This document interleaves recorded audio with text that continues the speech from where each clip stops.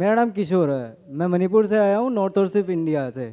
जैसे आप लोगों ने बताया कि अभी कश्मीर में आप लोगों को जिहाद के नाम पे टेररिस्ट बताए जा रहे हैं, वैसे मणिपुर में मणिपुरी जो रहते हैं वहाँ पे जितने उग्रवादी करते हैं हम लोग, उस हिसाब से वहाँ पे हम लोग उनको टेररिस्ट बोलते हैं।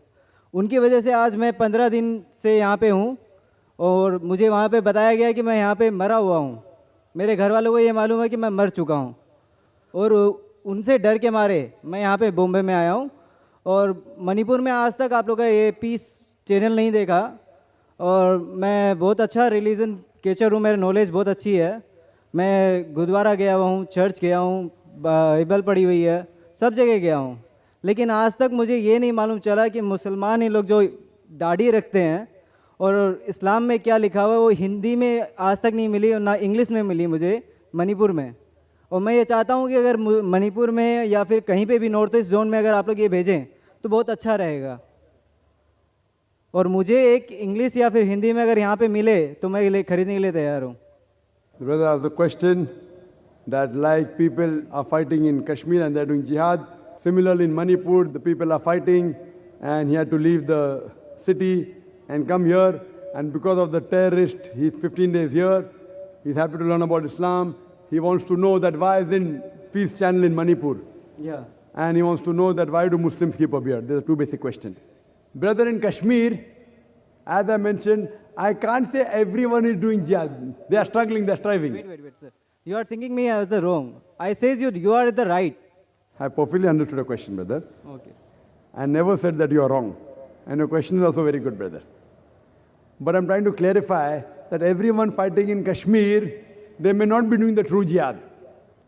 Some people for the ulterior motive may be doing wrong thing. Those who are truly following the commandment of the Quran and fighting, then you can say that they are doing jihad fi sabilillah.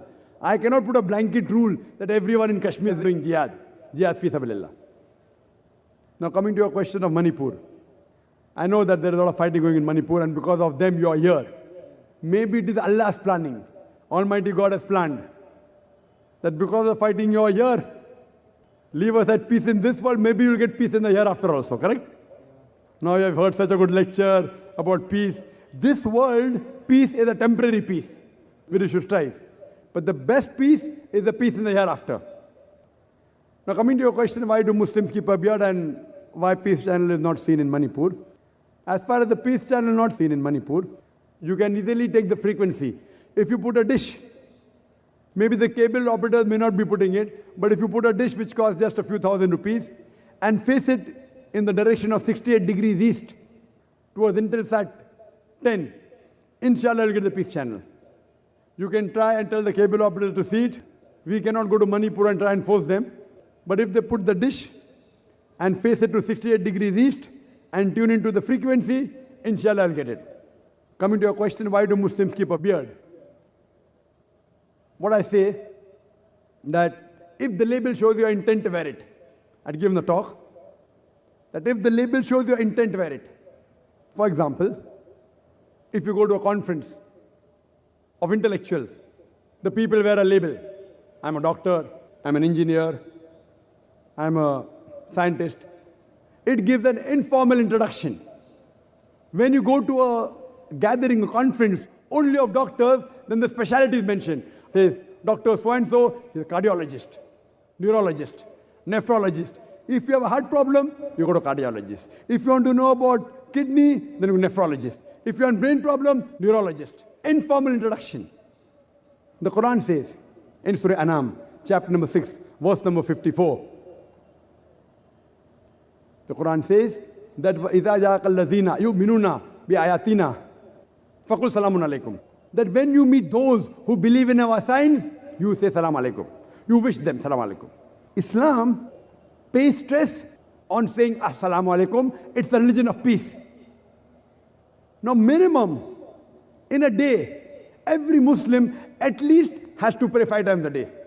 Now when he prays 5 times a day, even if he prays only the fard salah, the compulsory salah, 5 times into 2, when we end the salah, we say assalamu alaikum wa rahmatullah. Assalamu alaikum wa rahmatullah. May peace and mercy and the blessings of Allah be on all the people on my right. May the peace and mercy and blessings of Almighty God be all the people on my left. Every salah I say twice. I have to read minimum 5 salah. Minimum 10 times I'm wishing salam to all the people on my right. The peace be on people on the left. If I read the sunnat-e muakkada, that is another 10 times. So minimum 20 times I wish salam to the people on my right and people on my left. If I read the normal sunnah, it may be more. Anytime I meet a Muslim, I have to wish him assalamu alaikum. May peace be on you. It's also mentioned in the Quran, in Surah Nisa, chapter number 4, verse number 86. It says, when anyone gives you a greeting, gives you a courteous greeting, wish back more courteously or at least the same. So anyone wishes me assalamu alaikum, I have to say wa alaikum assalam wa rahmatullah. If anyone says peace be on you, I have to say may peace and mercy be on you. If someone says assalamu alaikum wa rahmatullah, I have to say wa alaikum assalam wa rahmatullahi wa barakatuh. I have to wish back better. If someone says assalamu alaikum wa rahmatullahi wa barakatuh, I have to wish back at least the same. Wa alaikum assalam wa rahmatullahi wa barakatuh. If someone tells me assalamu alaikum, and if I say wa alaikum assalam, words are the same, but it's coming from the bottom of the heart. Even that is better. So Allah says in the Quran, wish back more courteously. Now, when I'm traveling, and when I meet Muslims, how will I know that he's a Muslim? So, we have identity, beard. But today, in the media, if you are a beard, you're a terrorist. Yeah. Now, but look at the Brother, let me complete the answer. Please let me complete the answer. If the Sikhs keep a beard and wear a turban, they are called as staunch followers. If Muslims keep a beard, they are called a terrorist. If the Christian nuns, they cover their head, they are called as religious. If Muslim women are covered, they are called as subjugated. Media. See, this beard can't even harm a fly. And this cap of mine, it can't even harm a fly. If you read the Quran does not say you should keep a beard. There's only one verse in the Quran, in Surah Taha, chapter number 20, verse number 94, where Moses, peace be upon him, he catches the beard of Harun alayhi salam, Aaron, peace be upon him. And he says that, O son of my mother, why do you catch me by my beard? That is the only place where the beard has come. But our beloved Prophet says in Sahih Bukhari, volume number 7, hadith number 780 and 781, our beloved Prophet said, do the opposite of what the pagans do. Trim your mustache short and grow the beard. Now, because it's a commandment of the Prophet, Allah says in the Quran, Atiullah wa Atiur Rasul. Obey Allah and obey the Messenger. Our Prophet has commanded and we obey. And it is a good way for me to identify. Many people, when I go to anywhere on the streets or go to a foreign country, they see a cap and a beard, Assalamu alaikum, Assalamu alaikum, wa alaikum salam. It's an informal introduction. I'm spreading peace. So what we realize that it is an informal introduction. And like for example, if you go in a car, if you're the doctor, he puts a cross. Why? To identify that that car belongs to a doctor. If you have some emergency, you can stop the car and you can ask for help. Now, when you see a person having a beard, as well as covering the head, you know he's a Muslim. I remember, and if you ask your grandparents, 50 years back, 100 years back, they will tell you that the non-Muslims, when they wanted to hire a taxi, a cab, they looked for a driver who wore a cap and who had a beard. Muslim driver, he won't take me for a ride.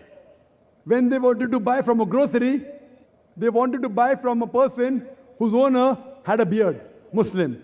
He will not cheat. But today, if you wear a cap or a beard, it means you're a terrorist. So, if the name is maligned, we have to reinstate that glory to this beard.